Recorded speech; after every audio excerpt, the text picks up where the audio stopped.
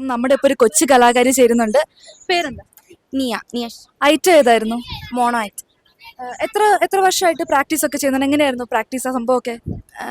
Higher സെക്കൻഡറിയിലെ first ടൈമാണ് വരുന്നത്. First time ആയിട്ടാണോ മത്സരിക്കുന്നത്? അപ്പം നമുക്ക് വേണ്ടി ഇത് കുറച്ചൊന്ന് ചെയ്ത് കാണിക്കാവോ മോണോ ആക്ട്? ചെയ്ത് കാണിക്കാം.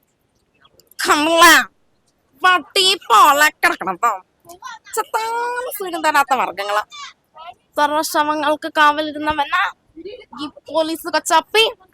ആരാ ആരാ? പൂച്ച. പൂച്ചനെ ആർക്ക് പേടി?